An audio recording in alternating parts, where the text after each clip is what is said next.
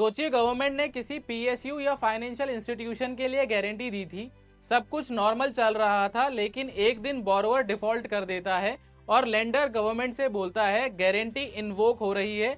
यहाँ से शुरू होता है रूल नंबर 283। रूल नंबर 283 का पार्ट 1 कहता है कि ऐसे सिचुएशंस के लिए सेंट्रल गवर्नमेंट ने एक गारंटी रिडेम्पशन फंड या जीआरएफ एस्टेब्लिश किया है।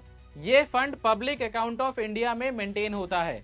इसका पर्पस बिल्कुल सिंपल है, जब भी गवर्नमेंट की दी हुई गारंटी इन्वोक हो तो उस ऑब्लिगेशन को डिस्चार्ज करने के लिए स्ट्रक्चर्ड फंड अवेलेबल हो। इस जीआरएफ को फंड कैसे किया जाता है? डायरेक्ट इमरजेंसी बोरोइंग से नहीं, इसमें फंडिंग होती है बजटरी अप्रोप्रिएशंस के थ्रू, और वो भी डिमांड्स फॉर ग्रांट्स में, specifically department of economic affairs के हेड के under transfer to guarantee redemption fund.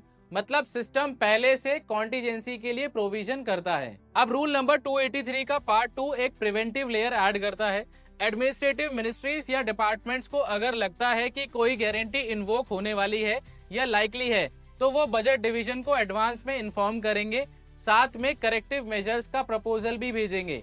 यानी गवर्नमेंट को सरप्राइज मोड में नहीं जाना है, अर्ली वार्निंग सिस्टम मैंडेटरी है। अब मान लीजिए गारंटी एक्चुअली इन्वोक हो गई है। रूल नंबर 283 का पार्ट 3 कहता है कि ऑब्लिगेशन को डिस्चार्ज करने के लिए गवर्नमेंट बोरोवर एंटिटी को एक लोन सैंक्शन कर सकती है जो गारंटी आउटस्टैंडिंग अमाउंट के इक्वल हो, लेकिन budget division ministry of finance के अप्रूवल के साथ।